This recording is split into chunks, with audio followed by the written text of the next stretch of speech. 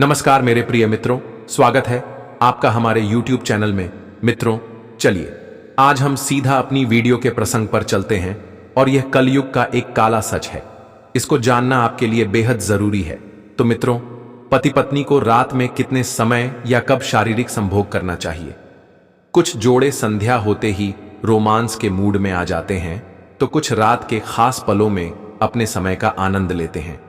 वहीं कुछ सुबह की ताजगी में अपने रिश्ते को और मजबूत करते हैं। लेकिन सवाल यह है कि आखिर सही समय और सही तरीका क्या है? मित्रों, आज हम आपको बताएंगे कि पति पत्नी को रात में कितने समय तक शारीरिक संबंध स्थापित करना चाहिए, और साथ ही हम यह भी बताएंगे कि यदि कोई पुरुष रात में अपनी पत्नी के एक विशेष अंग को देख लेता है तो उसके जीवन के सभी संकट दूर हो सकते हैं। मित्रों, पति का रिश्ता अत्यंत पवित्र और 7 जन्मों का बंधन माना जाता है। लेकिन कलयुग में कई स्त्रियां अपने पति को छोड़कर पराये पुरुषों से संबंध बनाती हैं, और कई पुरुष अपनी पत्नी को छोड़कर पराई स्त्रियों के साथ संबंध स्थापित करते हैं। इस कारण उनके जीवन में क्लेश और तनाव बढ़ता है, लड़ाई झगड़े की स्थिति उत्पन्न हो जाती है और उनके रिश्तों में दरार पड़ जाती है, जिसके परिणाम स्वरूप वे एक दूसरे से अलग हो जाते हैं। मित्रों, एक बार फिर से आप सभी का हार्दिक स्वागत है आस्था लूप चैनल पर। कृपया इस वीडियो को लाइक करें और हमारे चैनल को सब्सक्राइब करना ना भूलें। आज की इस कथा में हम आपको बताएंगे कि पति पत्नी को किस समय शारीरिक संबंध बनाना चाहिए ताकि उन्हें सुंदर और स्वस्थ संतान की प्राप्ति हो। साथ ही हम यह भी स्पष्ट करेंगे कि महीने में कितनी बार शारीरिक संबंध बनाना उचित है। इसके अलावा हम यह भी बताएंगे कि शादी से पहले शारीरिक संबंध बनाना पुण्य है या पाप, क्योंकि कलयुग में कई लोग शादी से पहले ही इस तरह के संबंध बना लेते हैं। मित्रों, हमारा आपसे हाथ जोड़कर अनुरोध है कि आप इस कथा को शुरू से अंत तक सच्चे मन से सुनें। जो भी श्रोता इस कथा को पूर्ण रूप से सच्चे मन से सुनते हैं, उनके परिवार पर भगवान श्री कृष्ण की कृपा सदा बनी रहती है। उनके जीवन के सभी संकट भगवान श्री कृष्ण स्वयं हर लेते हैं और उनका परिवार सुख और समृद्धि से भर जाता है। मित्रों, आप सभी जानते हैं कि आधा अधूरा ज्ञान पाप के समान होता है, इसलिए इस कथा को पूर्ण रूप से सुने ताकि आपको संपूर्ण जानकारी प्राप्त हो। अब हम आपका अधिक समय व्यर्थ न करते हुए इस ज्ञानवर्धक कथा को शुरू करते हैं। एक बार भगवान श्री कृष्ण और देवी राधा अपने दिव्य सिंहासन पर विराजमान थे। उनके चारों ओर एक अलौकिक शांति और आनंद का वातावरण था। तभी श्री कृष्ण ने देखा कि राधा किसी गहरी चिंता में डूबी हुई थी। उनके माथे पर चिंता की रेखाएं स्पष्ट दिख रही थीं। कुछ क्षणों के बाद श्री कृष्ण ने राधा से पूछा, हे राधे, आज आप किसी गहरी चिंता में डूबी प्रतीत हो रही हैं। आपका मन इतना व्याकुल क्यों है? कृपया इसका कारण बताइए। राधा ने कुछ पल रुककर गहरी सांस लेते हुए कहा, हे प्रभु, मेरे मन में एक प्रश्न ने विकराल रूप धारण कर लिया है। मैं दिन रात इस प्रश्न के बारे में सोच रही हूं, पर इसका समाधान मुझे नहीं मिल रहा। यही कारण है कि मैं इतनी चिंतित हूं। श्री कृष्ण ने अपनी मधुर मुस्कान के साथ कहा, हे राधे, तुम मेरे हृदय की धड़कन हो। तुम्हारा कोई भी प्रश्न मेरे लिए महत्वपूर्ण है। निश्चिंत होकर अपना प्रश्न पूछो, मैं तुम्हें अवश्य इसका उत्तर दूंगा। राधा ने सिर झुकाकर कहा, हे प्रभु, मेरा प्रश्न यह है कि कलयुग में पति को रात में कितने समय तक शारीरिक संबंध बनाना चाहिए, और यदि कोई पुरुष अपनी पत्नी के किसी विशेष अंग को देख लेता है तो क्या वह सचमुच उसके जीवन के सभी संकटों को दूर कर सकता है? श्री कृष्ण ने गंभीर स्वर में किंतु अपनी मधुर मुस्कान को बनाए रखते हुए कहा, हे राधे, तुम्हारा प्रश्न अत्यंत गहन और महत्वपूर्ण है। मैं तुम्हें इस प्रश्न का उत्तर एक अत्यंत प्रेरणादायक और ज्ञानवर्धक कथा के माध्यम से दूंगा, किंतु तुम्हें इस कथा को शुरू से अंत तक सच्चे मन से सुनना होगा। क्या तुम इसके लिए तैयार हो? राधा ने उत्साह और श्रद्धा के साथ कहा, हे प्रभु, मैं आपको वचन देती हूं कि मैं इस कथा को पूर्ण रूप से सच्चे मन से सुनूंगी। कृपया कथा शुरू कीजिए। तब श्री कृष्ण ने अपनी मधुर वाणी में कथा शुरू की। काशीपुर नामक एक प्राचीन नगर में एक व्यापारी रहता था जिसका नाम विश्वनाथ था। वह एक साधारण और मेहनती व्यक्ति था, किंतु उसका व्यापार कुछ समय से ठप हो गया था। इस कारण वह अत्यंत गरीब हो गया था। वह एक छोटी सी कच्ची झोपड़ी में रहता था, जिसकी दीवारें मिट्टी की थीं और छत छप्पर से ढकी थीं।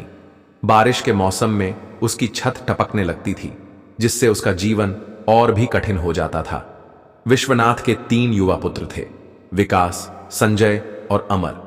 ये तीनों पुत्र जवान और बलशाली थे, किंतु वे आलसी थे और दिन भर नगर की गलियों में इधर उधर भटकते रहते थे। वे ना तो अपने पिता की मदद करते थे और ना ही कोई काम धंधा शुरू करने की कोशिश करते थे। विश्वनाथ हर सुबह अपने काम पर जाता और रात को थका हारा घर लौटता। उसकी पत्नी का देहांत तब हो गया था जब उसके पुत्र बहुत छोटे थे, इसलिए उसे घर लौटने के बाद भोजन स्वयं बनाना पड़ता था। वह दिन रात मेहनत करता, पर उसकी मेहनत का फल उसे नहीं मिलता था। वह हमेशा चिंतित रहता कि उसके परिवार का भविष्य क्या होगा। ऐसे ही दिन बीत रहे थे। एक दिन जब विश्वनाथ अपने काम से लौट रहा था, उसकी मुलाकात पड़ोस में रहने वाली एक साध्वी माता शांति से हुई।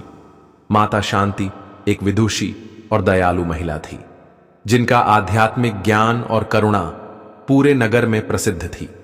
उन्होंने विश्वनाथ की दयनीय स्थिति देखी और उससे पूछा, हे पुत्र, तुम दिन रात मेहनत करते हो, फिर भी तुम्हारी जिंदगी में कोई बदलाव क्यों नहीं आता? तुम्हारे 3 पुत्र जवान हो चुके हैं, फिर भी सारा बोझ तुम पर ही क्यों है? क्या तुमने कभी अपने पुत्रों को प्रेरित करने की कोशिश की? विश्वनाथ ने थकी हुई आवाज में जवाब दिया, हे माता, मैं क्या करूं? मेरे पास कोई साधन नहीं है। मैंने अपने पुत्रों को बहुत समझाने की कोशिश की, पर मेरी बात कोई नहीं सुनता। वे दिन भर गलियों में समय बर्बाद करते हैं और कोई काम नहीं करते। मेरी हालत ऐसी है कि मैं उनके लिए कुछ कर भी नहीं सकता। माता शांति ने गंभीर स्वर में कहा, हे पुत्र, तुम्हारे पास 3 पुत्र हैं, कम से कम अपने बड़े पुत्र की शादी करवा दो। एक बहू के आने से घर में खुशियां लौट सकती हैं। वह घर को संभाल सकती है और तुम्हारे पुत्रों को भी सही दिशा दिखा सकती है। विश्वनाथ ने भारी मन से कहा, माता, मेरे बड़े पुत्र विकास की शादी तो पहले ही हो चुकी है। उसकी पत्नी का नाम मधुरा है, पर वह कभी ससुराल नहीं आई। हमारे पास उसे लाने के लिए ना धन है, ना वस्त्र और ना ही कोई साधन। उसके ससुराल वाले मेरी गरीबी का मजाक उड़ाते हैं। मैं उसे कैसे लाऊं? माता शांति ने कुछ देर सोचा और फिर मुस्कुराते हुए कहा, हे पुत्र, चिंता मत करो, मैं तुम्हारी मदद करूंगी। कल सुबह अपने पुत्र विकास को मेरे पास भेज देना। मैं उसे कुछ वस्त्र और जरूरी सामान दूंगी, जिससे वह अपनी पत्नी को ला सके। विश्वनाथ की आंखों में आशा की किरण जागी। उसने कहा, माता, आप तो भगवान का रूप हैं, लेकिन मेरी किस्मत को बदलना इतना आसान नहीं। क्या मधुरा इस गरीब घर में रह पाएगी? हमारी झोपड़ी में ना तो सुख सुविधाएं हैं और ना ही कोई वैभव। माता शांति ने आत्मविश्वास के साथ जवाब दिया, हे पुत्र, किस्मत मेहनत और समझदारी से बदलती है। तुम विकास को मेरे पास भेज दो, बाकी मैं संभाल लूंगी। एक सच्ची और समझदार बहू तुम्हारे घर को स्वर्ग बना सकती है। विश्वनाथ ने सिर हिलाया और माता शांति को प्रणाम करके अपने घर लौट गया। उस रात वह सोचता रहा कि क्या वाकई उसका भाग्य बदल सकता है। उसकी आंखों के सामने एक नई उम्मीद की किरण जाग रही थी, पर मन में संदेह भी था। अगली सुबह विश्वनाथ ने अपने बड़े पुत्र विकास को बुलाया और सारी बात बताई। विकास पहले तो संकोच में पड़ गया। वह सोचने लगा कि उसकी पत्नी मधुरा क्या इस गरीब घर में रहना स्वीकार करेगी। उसने अपने पिता से कहा, पिताजी, क्या मधुरा इस झोपड़ी में खुश रहेगी? हमारे पास तो कुछ भी नहीं है। विश्वनाथ ने उसे समझाया, पुत्र, माता शांति ने जो कहा वह सही है। हमें कोशिश तो करनी चाहिए। तुम माता के पास जाओ, वे तुम्हारी मदद करेंगी। विकास ने अपने पिता की बात मानी और माता शांति के पास गया। माता शांति ने विकास को बड़े स्नेह से देखा। उनके चेहरे पर एक आत्मविश्वास और संतोष की भावना थी, जैसे उन्हें पूरा भरोसा था कि विकास का परिवार एक दिन समृद्ध होगा। उन्होंने विकास को सुंदर वस्त्र और कुछ जरूरी सामान दिया। माता ने कहा, हे पुत्र, यह सामान लेकर जाओ और अपनी पत्नी मधुरा को ससुराल ले आओ। अब समय आ गया है कि तुम्हारे घर में खुशियां लौटें। विकास ने वस्त्र पहने और सामान उठाकर अपनी ससुराल की ओर निकल पड़ा। रास्ते में वह बार बार सोच रहा था, क्या मधुरा मेरी गरीबी को स्वीकार करेगी? क्या वह मुझसे नाराज नहीं होगी? क्या वह इस छोटी सी झोपड़ी में रह पाएगी? उसके मन में कई प्रश्न उठ रहे थे, पर उसने अपने मन को दृढ़ किया और सोचा, अब मेरे पास कोई और रास्ता नहीं है। अगर मुझे अपने परिवार को संवारना है तो यह कदम उठाना ही होगा। जब विकास अपनी ससुराल पहुंचा तो मधुरा ने उसे देखकर मुस्कुराया। ससुराल वालों ने उसका प्रेम और सम्मान के साथ स्वागत किया। मधुरा ने जब सामान देखा तो वह थोड़ा आश्चर्य में पड़ गई, क्योंकि सामान बहुत कम था। उसने अपने मन में सोचा, क्या मेरे मायके वाले इस सामान को देखकर मेरा मजाक उड़ाएंगे? लेकिन उसके मायके वालों ने उसे समझाया, पुत्री, तुम अपने घर जा रही हो, यह सबसे बड़ी खुशी की बात है। सामान कम हो सकता है, पर रिश्तों की डोर मजबूत है। तुम्हें अपने पति का साथ देना चाहिए। मधुरा ने अपने मायके वालों की बात मानी। 2 दिन ससुराल में बिताने के बाद विकास मधुरा को लेकर अपने घर लौट आया। दोनों नए जोश और उत्साह के साथ अपनी झोपड़ी में कदम रखे। लेकिन जब मधुरा ने घर को देखा तो वह हैरान रह गई। घर बहुत छोटा था, कमरे तंग और अंधेरे थे, रसोई साधारण थी और सामान इधर उधर बिखरा हुआ था। बर्तन गंदे पड़े थे और बिस्तर अस्त व्यस्त थे। कोई व्यवस्था नहीं थी। मधुरा के मन में कई प्रश्न उठे। क्या यह मेरा घर है? क्या मैं यहां रह पाऊंगी? क्या मैं इस गरीबी में सुखी रह पाऊंगी? लेकिन मधुरा ने हार नहीं मानी। वह जानती थी कि यदि उसे इस घर को अपना बनाना है तो उसे मेहनत करनी होगी। उसने विकास से बात की और कहा, हमें इस घर को संभालना होगा। सबसे पहले हमें सफाई शुरू करनी चाहिए। मधुरा ने घर के हर कोने को ध्यान से देखा और धीरे धीरे सफाई शुरू की। उसने बर्तन धोए, सामान व्यवस्थित किया और घर को साफ सुथरा बनाया। उसने रसोई को व्यवस्थित किया और पुराने सामानों को ठीक किया। जब विकास उस दिन काम से लौटा तो वह घर की बदली हुई स्थिति देखकर आश्चर्यचकित रह गया। घर अब पहले जैसा नहीं था। हर कोने में एक नई ऊर्जा थी। मधुरा ने मुस्कुराते हुए कहा, अब यह घर थोड़ा सा हमारे जैसा लग रहा है। अगर हम सभी मिलकर थोड़े थोड़े बदलाव लाएंगे तो यह घर हमें खुशहाल बना देगा। उस रात मधुरा ने पूरे परिवार को एक जगह बुलाया। उसने विश्वनाथ, विकास, संजय और अमर से कहा, देखिए, हम सभी मिलकर इस घर को संभाल सकते हैं, लेकिन अगर हम इसे ऐसे ही छोड़ देंगे तो यही हाल हमेशा रहेगा। हमें इसे सुधारने के लिए मेहनत करनी होगी। सबसे पहले घर की सफाई, फिर घर के काम और उसके बाद कारोबार पर ध्यान देना होगा। विश्वनाथ, जो पहले अपनी गरीबी को अपने दुखों का कारण मानता था, मधुरा की बात सुनकर प्रभावित हुआ। उसने कहा, पुत्री, तुम ठीक कहती हो, लेकिन हमारे पास कोई संसाधन ही नहीं है। फिर भी अगर तुम्हारा विश्वास है तो मैं भी कोशिश करूंगा। मधुरा ने मुस्कुराते हुए कहा, पिताजी, हमारे पास संसाधन नहीं है, लेकिन हमारी मेहनत और समझदारी से हम सब कुछ बदल सकते हैं। सच्ची मेहनत कभी बेकार नहीं जाती। एकता में शक्ति होती है। एक लकड़ी को कोई आसानी से तोड़ देता है, पर पूरे गट्ठर को कोई कितना भी प्रयास कर ले तोड़ नहीं पाता। विश्वनाथ की आंखों में आंसू आ गए। उसने कहा, हां पुत्री, तुम बिल्कुल सही कह रही हो। अगर हम सभी एकजुट होकर मेहनत करेंगे तो यह घर हम सबका घर बन जाएगा। अगले दिन से विकास और मधुरा ने घर को संवारना शुरू किया। विकास ने अपने भाइयों संजय और अमर को बुलाया और उन्हें अपने कामों में मेहनत करने के लिए प्रेरित किया। मधुरा ने घर की सफाई को अपनी दिनचर्या बना लिया। उसने हर कोने को चमकाया, बर्तनों को व्यवस्थित किया और घर को एक नया रूप दिया। विश्वनाथ ने अपनी छोटी सी जमीन पर नई फसलें उगानी शुरू की। पहले जहां उसकी जमीन बंजर थी, वहां अब हरी भरी फसलें लहलहाने लगीं। कुछ महीनों में घर की स्थिति में अद्भुत बदलाव आया। पहले जहां गंदगी और उदासी का माहौल था, वहां अब स्वच्छता और खुशहाली थी। खेतों में अब अधिक मात्रा में फसलें उगने लगी थीं। पहले जहां रोटी की कमी थी, अब सबके लिए भरपूर भोजन था। विश्वनाथ अब महसूस कर रहा था कि जब मेहनत और समझदारी से काम किया जाता है तो किस्मत बदलने में ज्यादा समय नहीं लगता। मधुरा ने एक दिन विश्वनाथ से कहा, पिताजी, अब से आप जब भी काम से लौटें तो घर में कुछ ना कुछ जरूर लेकर आए। इससे न केवल घर में सामान बढ़ेगा, बल्कि सबका मन भी प्रसन्न रहेगा। विश्वनाथ ने मधुरा की बात मानी। वह अब हर दिन काम से लौटते समय कोई ना कोई सामान लाने लगा। कभी वह घर की जरूरत की चीजें लाता तो कभी कोई छोटा सा उपहार। इससे घर में चीजें बढ़ने लगीं और सबको सुकून महसूस होने लगा। ऐसे ही दिन बीत रहे थे, लेकिन एक दिन ऐसा हुआ कि विश्वनाथ बिना कोई सामान लिए घर लौट आया। उसने सिर्फ एक मरा हुआ कीड़ा लाया और उसे घर के एक कोने में रख दिया। मधुरा ने जब यह देखा तो वह सोच में पड़ गई। उसने अपने मन में सोचा, इस मरे हुए कीड़े का घर में क्या काम? पिताजी आज कुछ और क्यों नहीं लाए? तभी अचानक आसमान में एक विशाल बाज दिखाई दिया। उसकी तेज नजरें दूर दूर तक देख रही थीं। उसने झोपड़ी में पड़े मरे हुए कीड़े को देखा और झपट्टा मारकर उसे अपनी चोंच में पकड़ लिया। वह कीड़े को लेकर आसमान की ऊंचाइयों में उड़ने लगा, लेकिन तेज हवा के झोंके के कारण उसकी चोंच से कुछ फिसल गया। वह एक सुंदर सोने का हार था जो हवा में लहराता हुआ सीधे विश्वनाथ की झोपड़ी के आंगन में गिर पड़ा।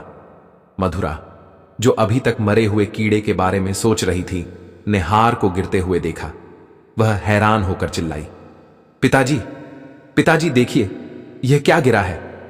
विश्वनाथ तुरंत बाहर आया और हार को देखकर आश्चर्य में पड़ गया।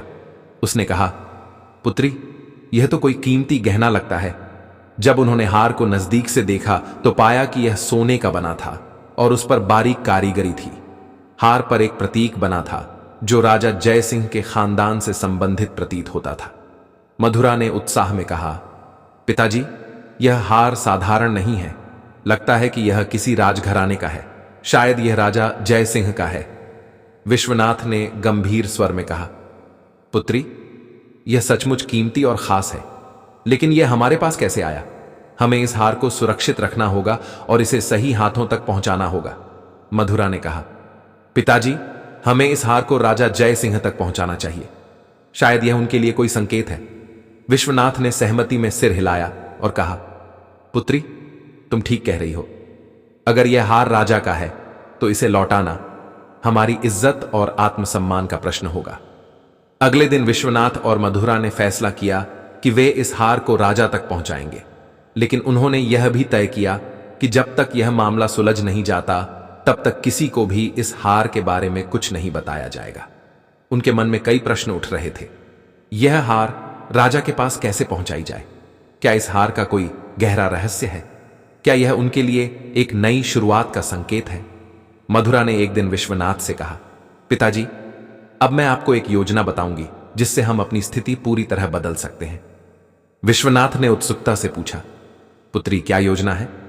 मधुरा ने मुस्कुराते हुए कहा, पिताजी, आपको साधु का भेष बनाकर राजा जय सिंह के महल जाना होगा।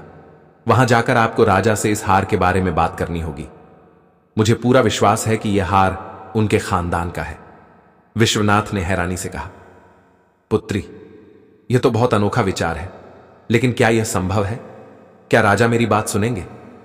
मधुरा ने आत्मविश्वास के साथ जवाब दिया, पिताजी, अगर हम सच्चाई और निष्ठा से बात करेंगे तो राजा हमारी बात जरूर सुनेंगे। हमें बस साहस और धैर्य के साथ आगे बढ़ना है। विश्वनाथ ने मधुरा की बातों को गंभीरता से लिया। अगले दिन वह साधु का भेष बनाकर राजा जय सिंह के महल की ओर निकल पड़ा। रास्ते में वह सोच रहा था, क्या यह योजना सफल होगी? क्या राजा मेरी बात मानेंगे? उसे थोड़ी घबराहट थी, पर उसने अपने मन में ठान लिया कि वह सच और धैर्य के साथ अपना काम करेगा। जब वह महल पहुंचा तो राजा जय सिंह ने उसे देखते ही पूछा, तुम कौन हो और यहां क्यों आए हो? विश्वनाथ ने नम्रता के साथ जवाब दिया, हे महाराज, मैं एक साधु हूं और आपकी चिंता का समाधान लेकर आया हूं। राजा ने आश्चर्य से पूछा, तुम्हें कैसे पता कि मुझे किस बात की चिंता है? विश्वनाथ ने बिना हिचकिचाए कहा, हे महाराज, मैंने अपनी दिव्य दृष्टि से देखा है कि आपके महल का गायब हुआ हार कहां है। राजा ने उत्सुकता से पूछा, तुम्हें सचमुच पता है? तो तुरंत बताओ वह कहां है। विश्वनाथ ने कहा, हे महाराज, वह हार आपके महल के पीछे छिपा हुआ है। एक बाज उसे ले गया था और अब वह वहां पड़ा है, लेकिन आपको उसे पाने के लिए एक उपाय अपनाना होगा। राजा ने उत्साह में पूछा, क्या उपाय है? विश्वनाथ ने कहा, हे महाराज, आपको महल के पीछे तैनात सिपाहियों को हटा देना होगा। अगर आप ऐसा करेंगे तो कल वह हार आपको मिल जाएगा। राजा जयसिंह ने कुछ देर सोचा और कहा, ठीक है, अगर तुम सच कह रहे हो तो मैं ऐसा ही करूंगा। उन्होंने तुरंत अपने सिपाहियों को महल के पीछे से हटा दिया। अगले दिन राजा और विश्वनाथ महल के पीछे गए। वहां उन्होंने देखा कि हार सचमुच पड़ा हुआ था। राजा अत्यंत प्रसन्न हुए और विश्वनाथ से कहा, हे साधु, तुमने मेरा बड़ा नुकसान बचा लिया। अब जो तुम मांगो वह मैं तुम्हें दूंगा। विश्वनाथ ने शांत भाव से कहा, हे महाराज, मुझे कुछ नहीं चाहिए, लेकिन मैं आपको एक सलाह देना चाहता हूं। राजा ने पूछा, क्या सलाह है? विश्वनाथ ने कहा, हे महाराज, इस साल धनतेरस के दिन सिवाय मेरे घर के पूरे राज्य में किसी के घर दीपक नहीं जलना चाहिए।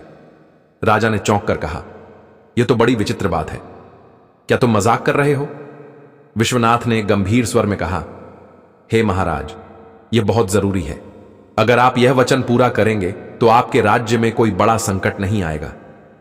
राजा ने कुछ देर सोचा और कहा, ठीक है साधु महाराज, मैं तुम्हारी बात मानूंगा। उन्होंने पूरे राज्य में घोषणा करवा दी कि धनतेरस के दिन सिवाय विश्वनाथ के घर के किसी के घर में दीपक नहीं जलाया जाएगा। जब धनतेरस की रात आई तो पूरा राज्य अंधेरे में डूब गया। किसी भी घर में दीपक नहीं जल रहा था। लक्ष्मी मां, जो धन और समृद्धि की देवी हैं, उस राज्य की ओर देख रही थी। जब उन्होंने देखा कि पूरे राज्य में घोर अंधेरा है तो वे वापस लौटने लगी। तभी उनके वाहन उल्लू की नजर विश्वनाथ के घर पर पड़ी, जहां एक दीपक जल रहा था। उल्लू ने लक्ष्मी मां से कहा, हे मां, देखिए उस घर में एक दीपक जल रहा है। लक्ष्मी मां ने जब देखा कि पूरे राज्य में केवल विश्वनाथ के घर में दीपक जल रहा है तो वे वहीं ठहर गईं। उन्होंने विश्वनाथ के घर को आशीर्वाद दिया और उसे समृद्धि से भर दिया। अगले दिन जब विश्वनाथ और उसका परिवार उठा तो वे आश्चर्यचकित रह गए। उनकी छोटी सी झोपड़ी एक भव्य महल में बदल गई थी। हर चीज चमक रही थी। घर में नए नए सामान थे और चारों ओर समृद्धि का आलम था। विश्वनाथ ने मधुरा से कहा, पुत्री, यह सब तुम्हारी समझदारी का नतीजा है। तुमने सही दिशा में कार्य किया, इसलिए हमारा भाग्य बदल गया। मधुरा ने मुस्कुराते हुए कहा, पिताजी, अब आप राजा जय सिंह के पास जाइए और उन्हें सारी सच्चाई बता दीजिए। बताइए कि यह सब हमने सोच समझकर किया था। विश्वनाथ ने सोचा, पुत्री बिल्कुल सही कह रही है, मुझे राजा के पास जाकर सच्चाई बतानी चाहिए। वह राजा जय सिंह के पास गया और उन्हें सारी बात बताई। राजा ने विश्वनाथ की प्रशंसा की और कहा, तुमने मेरे राज्य को संकट से बचाया। उन्होंने विश्वनाथ को बहुत सारा धन और आशीर्वाद दिया। इसके बाद विश्वनाथ और उसका परिवार सुख और समृद्धि के साथ रहने लगा। उनकी झोपड़ी अब एक भव्य महल थी और उनके जीवन में कोई कमी नहीं थी। मधुरा की समझदारी और मेहनत ने उनके परिवार को नया जीवन दिया। श्री कृष्ण ने राधा से कहा, हे राधे, अब मैं तुम्हारे प्रश्न का उत्तर देता हूं। तुमने पूछा था कि कलयुग में पतित को रात में कितने समय तक शारीरिक संबंध बनाना चाहिए। सुनो, यह निम्नलिखित बातों पर निर्भर करता है। एक शारीरिक संबंध का समय इस बात पर निर्भर करता है कि पतित शारीरिक और मानसिक रूप से कितने स्वस्थ और ताजगी से भरे हैं। यदि दोनों स्वस्थ और ऊर्जावान हैं तो संबंध की अवधि लंबी हो सकती है, लेकिन यदि कोई एक थका हुआ या तनावग्रस्त है तो अवधि कम हो सकती है। यह पूरी तरह उनकी उस समय की स्थिति पर निर्भर करता है। दो शारीरिक संबंध का उद्देश्य केवल शारीरिक संतुष्टि नहीं है, बल्कि यह एक भावनात्मक जुड़ाव भी है। जब पति पत्नी गहरे प्यार और समझ के साथ जुड़े होते हैं तो उनका अनुभव अधिक संतोषजनक और लंबा हो सकता है। कभी कभी कम समय में भी यदि दोनों भावनात्मक रूप से संतुष्ट होते हैं तो वह पर्याप्त होता है। इसीलिए भावनात्मक जुड़ाव और आपसी समझ इस मामले में महत्वपूर्ण भूमिका निभाते हैं। 3. शारीरिक संबंध की अवधि उतनी ही महत्वपूर्ण है जितनी उसकी गुणवत्ता। हर व्यक्ति की शारीरिक और मानसिक जरूरतें अलग अलग होती हैं। कुछ जोड़े लंबे समय तक संबंध में रहते हैं, जबकि कुछ का अनुभव कुछ ही मिनटों में पूर्ण हो जाता है। इसलिए समय की कोई निश्चित सीमा नहीं हो सकती, संतुष्टि ही प्रमुख है। 4. शारीरिक संबंध केवल शारीरिक संतुष्टि के लिए नहीं है।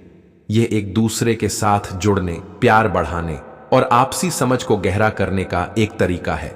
इसलिए यह जरूरी है कि दोनों पार्टनर इस क्रिया के माध्यम से एक दूसरे से भावनात्मक रूप से जुड़े। विशेषज्ञों के अनुसार शारीरिक और मानसिक स्वास्थ्य के लिए सप्ताह में कम से कम 2 बार शारीरिक संबंध बनाना चाहिए। यह न केवल स्वास्थ्य के लिए लाभकारी है, बल्कि रिश्ते को भी मजबूत करता है। मित्रों, आपको यह कथा कैसी लगी? कृपया कमेंट बॉक्स में जरूर बताएं। और अगर आप इसी तरह की और ज्ञानवर्धक कथाएं और कहानी देखना चाहते हैं तो हमारे YouTube चैनल आस्था लोक को सब्सक्राइब कर लीजिए, जिससे हमारी कोई भी वीडियो आपसे छूट ना सके। तो मेरे प्रिय मित्रों, यह कथा यहीं समाप्त करते हैं और इस वीडियो को लाइक जरूर कर देना और कमेंट में जय श्री कृष्णा जरूर लिख देना, जिससे मुझे भी पता चल सके कि आपको यह कथा बहुत ही ज्यादा पसंद आई है। तो चलिए मित्रों, फिर मिलते हैं किसी अन्य ज्ञानवर्धक कथा के साथ। तब तक के लिए धन्यवाद।